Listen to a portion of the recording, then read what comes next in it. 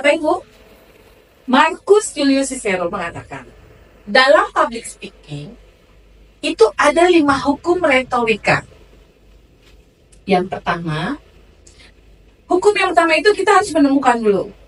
Menemukan materi yang akan disampaikan, ide-ide yang akan disampaikan kepada audiens. Misalnya, Bapak Ibu mau membahas tentang digital marketing. Ya, digital marketing itu apa aja? Bisa ada Facebook kah? Bisa ada Instagram kah? Bisa ada TikTok kah? Twitter dan lain sebagainya.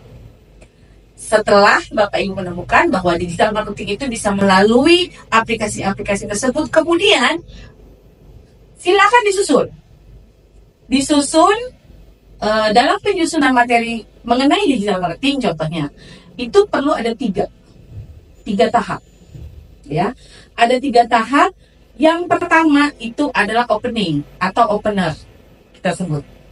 Opening itu dilakukan supaya audiens saat kita memulai public speaking, audiens itu bisa fokus ke kita saat di depan. Biasanya bisa dengan speaking, bisa dengan pantun atau whatever, atau games kecil yang bisa memberikan attention kepada kita, supaya audiens memberikan attention kepada kita. Itu mengenai opening. Yang kedua itu body. Body itu menyangkut tentang isi, inti dari materi yang akan disampaikan. Itu body.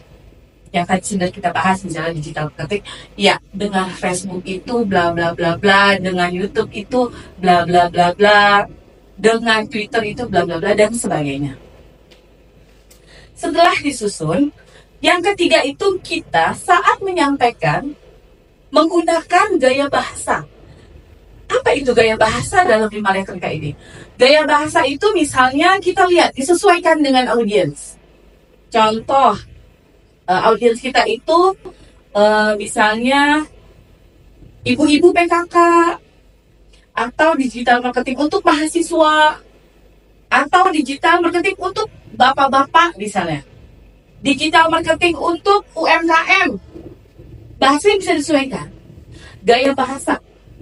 Kalau misalnya kita nanti ketemu anak-anak atau materi yang lain selain digital marketing, dan audiensnya itu adalah anak-anak, bisa dengan gaya bahasa seperti kita guru TK.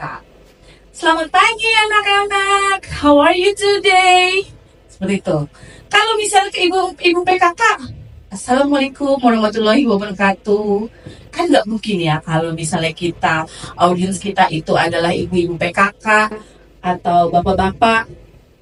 Selamat pagi bapak-bapak, apa kabar? Nggak mungkin ya. Jadi kita sesuaikan. Gaya bahasa itu sangat menentukan keberhasilan kita dalam public speaking. Yang keempat itu adalah memori. Jadi semua public speaker atau saat kita berdiri di depan, materi yang sudah kita susun, materi yang sudah kita temukan, Bapak Ibu wajib mengingatnya supaya kita tidak bengong atau ngeheng saat di depan. Mengingat itu pastinya didasari dengan kita memahami materi. Kalau kita sudah paham, dipelajari betul-betul, itu sudah pasti kita mengingat. Ya, jadi bukan menghafal, dipahami. Tidak cukup dengan menghafal untuk materi public speaking. Benar-benar dipahami, dengan memahami maka kita akan mengingat. Oke.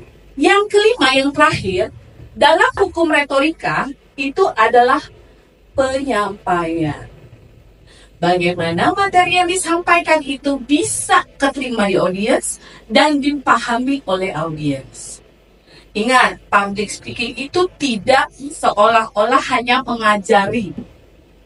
Public speaking itu kita memberi pemahaman bahwa apa yang kita sampaikan itu sesuatu yang akan membuat menjadi lebih baik dalam hidup audiens kita. Misalnya ya contoh digital marketing tadi, dengan audiens kita mengetahui apa itu digital marketing, itu akan berguna untuk usaha mereka misalnya. Bisa mereka terapkan dalam kehidupan mereka sehari-hari. Jelas ya Bapak Ibu, jadi dalam penyampaian, poin yang paling penting itu adalah penyampaian. Penyampaian itu berkaitan dengan body tadi, itu adalah materinya. Penyampaian itu kaitan antara body dan sedikit dengan selingan entertainer. Misalnya ada games kecil lah, ada tanya jawab lah, kemudian ada diskusi, ada games dengan kelompok dan sebagainya yang berkaitan dengan materi yang disampaikan. Jadi penyampaiannya tidak boring, audiensnya tidak bosen. Karena inti dari public speaking itu adalah cara menyampaikan. Bagaimana kita mentransfer ide kita yang sudah kita susun tadi, bisa mereka terima.